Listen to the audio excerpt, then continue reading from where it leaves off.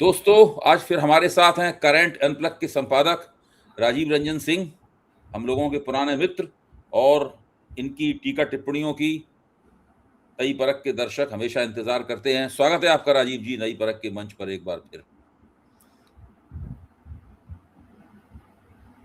हम लोगों की चिंता तो देश ही नहीं दुनिया भी है, और इस वक्त ऐसा प्रतीत होता है कि डोनाल्ड ट्रंप और ईरान के बीच में अब एक समझौता हो जाएगा।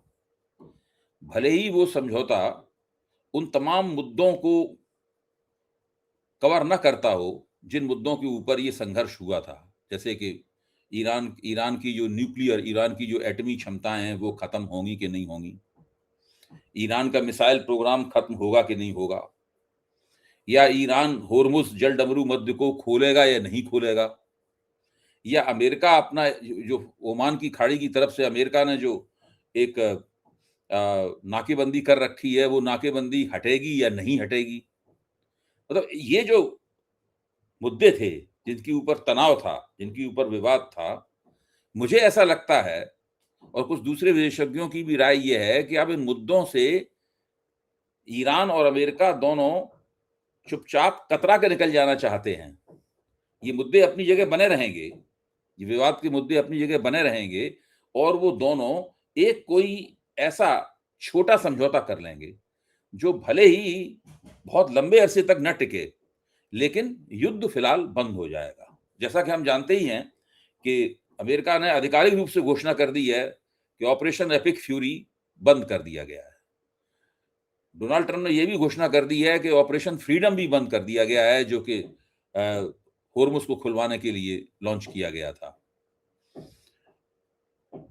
और उधर ईरान अपने तरह की डिप्लोमेसी कर रहा है।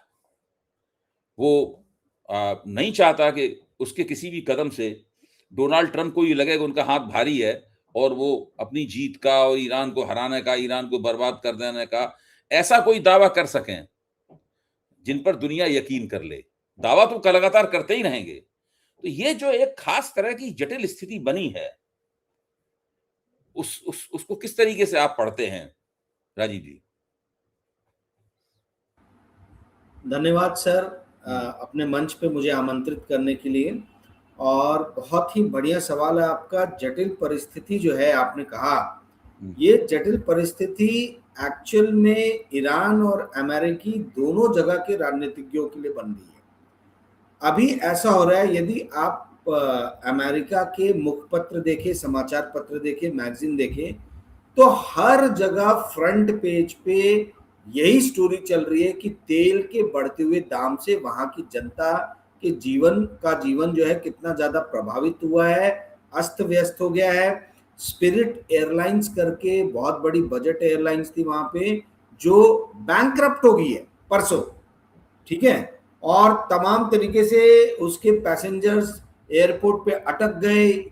उससे रिलेटेड आप देखिए, 2 दिन से कोई सा भी अंग्रेजी अखबार आप उठा के देख लीजिए, आपको पूरे उसमें स्पिरिट एयरलाइंस की बैंक्रप्सी और उससे कैसे वहां के लोग प्रभावित हुए, उसके ऊपर में खूब सारी आपको स्टोरीज मिल जाएंगी। समस्या ये हो रही है कि ये जिस तरीके से तेल के दाम बढ़े हैं, उसको डोनाल्ड ट्रंप और उनके एडमिनिस्ट्रेशन ने सोचा था कि हम अपने देश की जनता को इस तरीके से समझाएंगे कि यदि ईरान न्यूक्लियर वेपन स्टेट हो जाता तो वो स्ट्रेट ऑफ हॉर्मुज पे कभी भी अपनी दादागिरी करके वो रोक सकता था, ट्रैफिक जैसे अभी उसने रोका है। और उस टाइम हम कुछ कर भी नहीं पाते। और उस टाइम जो आज $4.5 पर गैलन जो तेल का दाम है, इसका डबल 9-10 गैलन पर डॉलर हो जाता। तो डोनाल्ड ट्रंप ने बहुत सही टाइम पे जो है इस पे ऑपरेशन एपिक फ्यूरी लगा के फुल स्टॉप लगाया। परंतु उनकी ये जो प्रयास है इस बात को समझाने की जनता को, वो जनता के समझ में नहीं आ रही है। जनता उस चीज को मान नहीं रही है। और अब तो कल एनपीआर और पीबीएस, नेशनल पब्लिक रेडियो, जो उनका सरकार द्वारा जिसको पैसा मिलता है, अनुदान मिलता है, एनपीआर और पीबीएस के सर्वे में निकल के सामने आया है कि 65% अमेरिकी जनता जो है, अमेरिकी लोग जो है, वो डोनाल्ड ट्रंप को सीधे रूप से जिम्मेदार मान रहे हैं उनके ये अफोर्डेबिलिटी क्राइसिस के लिए। जिस तरीके से फ्यूल के प्राइसेस ऊपर गए हैं उसमें 65% यानी 2/3 लोग यदि हम इसको एक्स्ट्रापोलेट करें और यही चीज चले तो नवंबर में बुरी तरीके से रिपब्लिकन पार्टी की हार जो है वो सेनेट और हाउस ऑफ रिप्रेजेंटेटिव्स में होती हुई नजर आ रही है। इस कारण से पूरा ट्रंप एडमिनिस्ट्रेशन जो है भयानक रूप से चिंतित है। मैं आपको वॉल स्ट्रीट जर्नल की एक रिपोर्ट बता दूं जिसमें उन्होंने बड़ी मुख्यता से ये बात कही है कि अमेरिका के जो एयरलाइंस हैं उन्होंने मार्च के महीने में $5 बिलियन का सिर्फ जेट फ्यूल भरवाया है, जो वॉर शुरू होने के पहले ऑन एन एवरेज हर महीने में $3.5 बिलियन का था। यानी $1.5 बिलियन का ये प्रभाव जो है ये अमेरिकन एयरलाइंस पे पड़ रहा है सिर्फ फ्यूल कॉस्ट पे, और उसको वो पूरी तरीके से पास करने में सक्षम नहीं हो पा रही क्योंकि जनता जो है वो हायर टिकट्स पे खरीद नहीं पा रहे। तो बहुत सारी जगहों पे फ्लाइट्स रद्द कर दी है कंपनीज ने जो प्रॉफिटेबल नहीं है। तो कि लाइफ जो है वो बुरी तरीके अमेरिका के अंदर में, और लाइफ प्रभावित होने के कारण ही जो है मतलब जनता जो है वहां वो किसी भी तरीके से नहीं चाह रही है कि ये युद्ध लंबा खींचे। ईरान के राजनीतिज्ञों के लिए समस्या ये है कि जो चारों तरफ से अमेरिका ने घेर लिया, जैसे हम पढ़ा करते थे किस्से कहानियों में इतिहास में कि अलाउद्दीन खिलजी ने जो है वो घेर लिया, कुछ रसद अंदर आ नहीं रही है, रानी के दर्शन कराओगे तो हम खोलेंगे। वही हाल अब हो रखा है ईरान का। अमेरिका ने चारों तरफ से जो है वो घेर लिया हुआ है और कुछ भी रसद, कुछ भी इंपॉर्टेंट चीज ईरान के अंदर पहुंच नहीं रही है। तो आम मर्रा की जो चीजें हैं जो रोज दैनिक जीवन में आपको इस्तेमाल होती है उसकी भारी किल्लत पड़ रही है।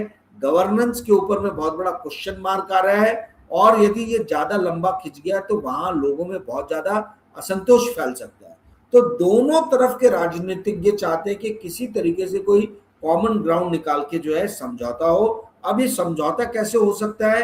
15 और 16 मई को डोनाल्ड ट्रंप चीन की यात्रा करने वाले हैं। अभी तक जो आधिकारिक जो उनका टाइम टेबल है उसमें ये है कि भैया मिड ऑफ मई जो है वो चीन की यात्रा कर रहे हैं। और कुछ लोगों से मैंने बात की, उन्होंने बोला कि इसमें एक ही समझौते का हमको तरीका नजर आ रहा है कि ईरान ये प्रॉमिस करे कि हम अपना जो एनरिच यूरेनियम है वो या तो चीन या रशिया के हवाले कर रहे हैं, हम किसी और देश के हवाले नहीं करेंगे। और चीन या रशिया इस चीज की गारंटी ले कि वो ईरान को जो है ये एनरिच यूरेनियम जो है देंगे नहीं। तो इस पे अमेरिका जो है हो सकता है कि अमेरिका सख्ती ना करते हुए वो पूरी तरीके से खोल दे। बोले ये एक रास्ता नजर आ रहा है। और डोनाल्ड ट्रंप का मिड मई में चाइना जाना जो है वो एक बहुत बड़ा रास्ता खोल सकता है यदि चीन मान जाता है मध्यस्थता के लिए इस तरीके से यूरेनियम लेने के लिए या रशिया मान जाता है। तो अब सवाल ये कि क्या ईरान मानेगा इस पे, ये एक बहुत बड़ा क्वेश्चन मार्क है। तो ये एक मध्यस्थता का मार्ग जो है वो निकाला जा रहा है। जी सर। अब साथ में ये बातचीत हो रही है अभी, जैसे बिल्कुल नई, बिल्कुल ताज़ा खबर ये है कि अमेरिका ने ईरान के एक पोत के ऊपर कुछ बम वगैरह भी गिराए हैं अपने उसके लिए। एक वो वाली प्रक्रिया भी चल रही है, बीच-बीच में ऐसा भी हो रहा है, और इसका ईरान ने बहुत ही धमकी दी है कि हम इसका बहुत कड़ा जवाब देंगे। तो क्या इस प्रकार की जो बीच-बीच में घटनाएं हो रही हैं, जो जिनमें युद्ध भड़काने की एक अंदेशा तो छिपा ही रहता है, क्या उन घटनाओं को हम लोगों को अपने विश्लेषण में नजरअंदाज कर देना चाहिए? बिल्कुल नजरअंदाज नहीं करना चाहिए, पर ये इस तरीके के स्किर्मिश होते रहेंगे। यहाँ बड़ा गोल ये है कि कैसे डोनाल्ड ट्रंप अपनी साख बचा के निकल लें और कैसे ईरान का जो शासन तंत्र है वो अपने देश की लोगों के जीवन को जो है फिर से सुचारू कर पाए। वहां पे फिर से लाइफ जो है वो आप कह लीजिए कि प्री वॉर वाली जो सिचुएशन थी वो सिचुएशन में आ जाए। एक तो पाकिस्तान की तरफ से कुछ सड़क का रास्ता निकाला गया था, इससे ईरान को सप्लाई शुरू हुई थी। हाँ, पर वो सर काफी मतलब लंबा है, देर कॉस्टली है। लगती देर हाँ, लगती काफी कॉस्टली है। पाकिस्तान की सड़कें कैसी है आपको इसका अंदाजा है ही, कहाँ कहाँ से होके गुजरना पड़ता है। आपको ये भी मालूम है ऊपर का बलूचिस्तान और वो सब जो एरिया है उनके खुद की आर्मी के कंट्रोल में नहीं है, ठीक है। तो वो कब तक सेफ रहेगा, नोबडी नोज।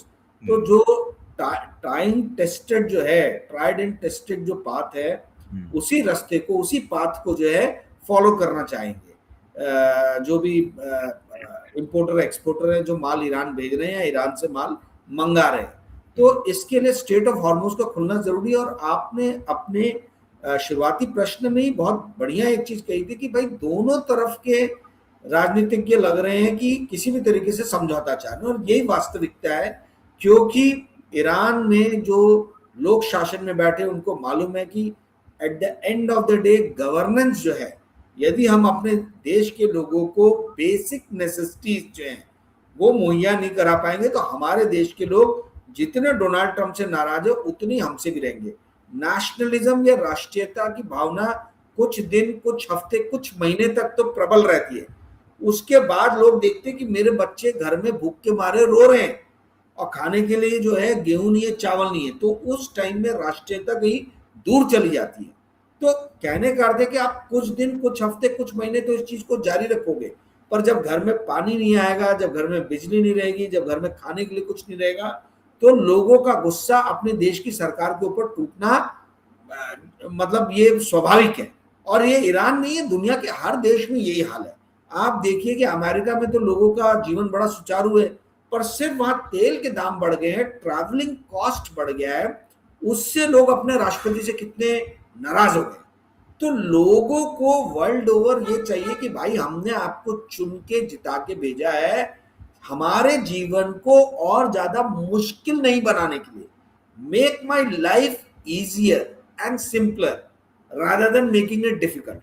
तो कोई भी पॉलिटिशियन जो इस बात को नहीं समझेगा, जो लोगों के जीवन को सरल बनाने के बदले उनके जीवन को कठिन बनाएगा, उसको जनता लात मार के सत्ता से भगा देगी। और ये चीज अमेरिका में भी है, ये चीज ईरान में भी है, ये चीज भारत में भी है, हर जगह ये चीज जो है वो एप्लीकेबल है। लेकिन अमेरिका भारत की जो परिस्थिति है, क्यों हम तो अमेरिका और भारत का राजनीतिक प्रणाली जैसा भी आप कहें, लेकिन वो लोकतांत्रिक है, वहां पे सत्ता को चुना जाता है।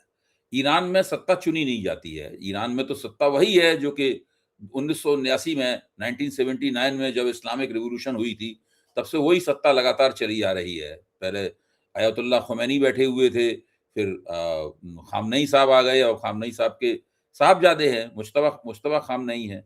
और अमेरिका ने जो 28 फरवरी को ईरान पे अमेरिका और इजराइल ने मिलकर हमला किया, उससे तो इनकी जो इस्लामिक सरकार है, ये एक तरह से देखा जाए तो फायदे में रही। मुल्क को बहुत नुकसान हुआ, बहुत विध्वंस हुआ, बहुत अर्थव्यवस्था तबाह हो गई, ये सही बात है।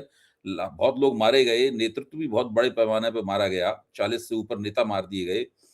लेकिन अगर आप देखें कि जनता और सत्ता के बीच के जो संबंध थे, अयातुल्लाहों की जो सत्ता है, इसको आप चाहें तो मुल्लाशाही भी कह सकते हैं, लेकिन मुल्लाशाही थोड़ा सा अपमानजनक सा शब्द है, इसलिए मैं उसको नहीं दोहराता। मैं कि अयातुल्लाहों की जो हुकूमत है, ये हुकूमत इस हमले से पहले बहुत अलोकप्रिय थी।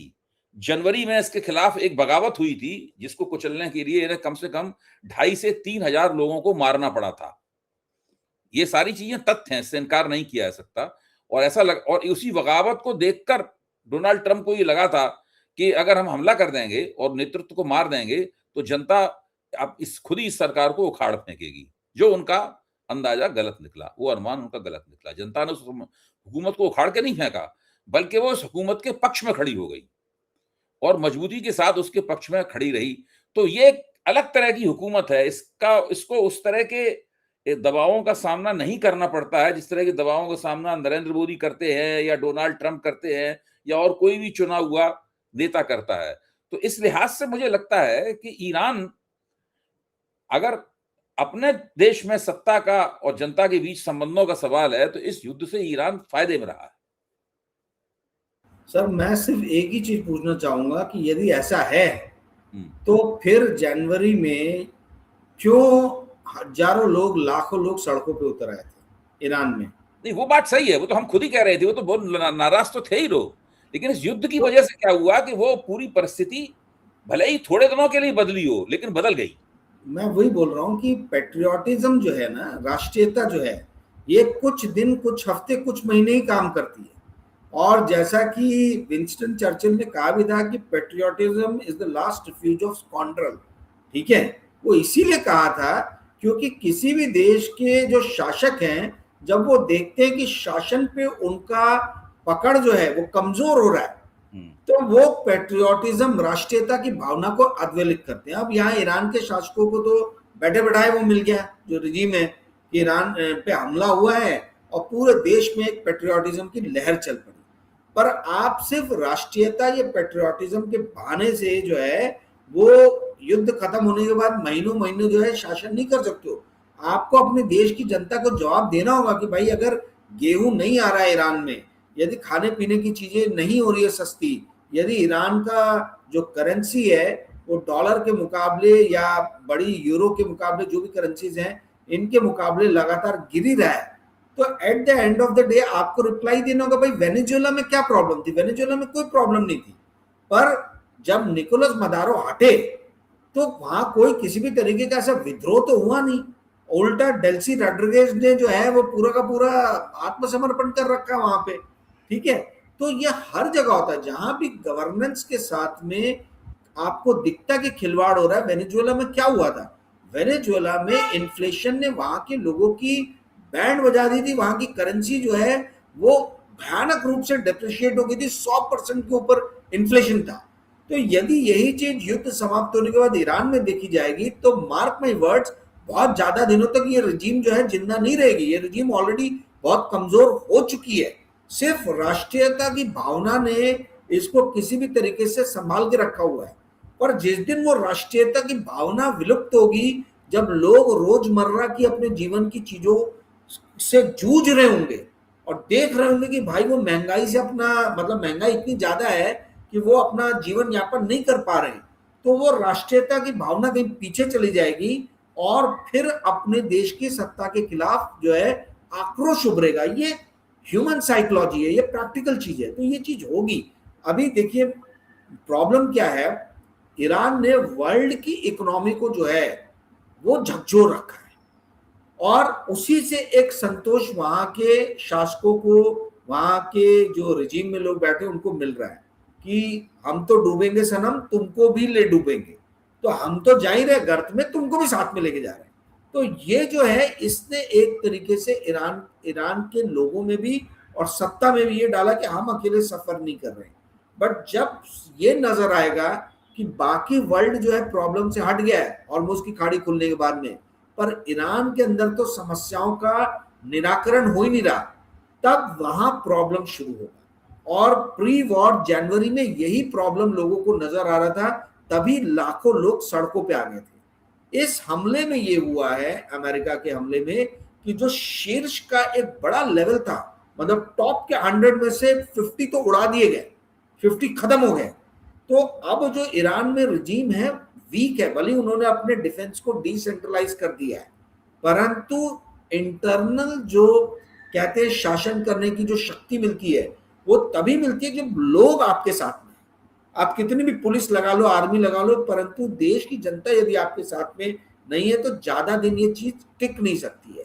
हमने देखा हंगरी में अभी क्या हुआ, विक्टर ओरबान 15 साल से शासक थे, एकदम से जनता ने बुरी तरीके से उनको हराया, किसी ने सोचा भी नहीं था।